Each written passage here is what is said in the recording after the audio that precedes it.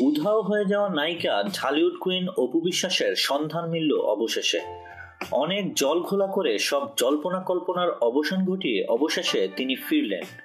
তিনি এখন ঢাকাতেই রয়েছেন। অপু বিশ্বাসের ঘনিষ্ঠ সূত্র এই খবর নিশ্চিত করেছে।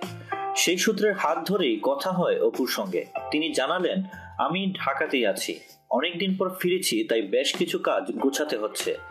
আগামী মাসের প্রথম দিকেই একটা সংবাদ সম্মেলন করব, তখন সবই জানাবো এতদিন কোথায় ছিলাম, কেন ছিলাম। তিনি বলেন, আমাকে নিয়ে এতদিন যারা নানা খবর ও কথা রটিয়েছেন তাদের দাঁত ভাঙা জবাব পাওয়ার সময় হয়ে এসেছে।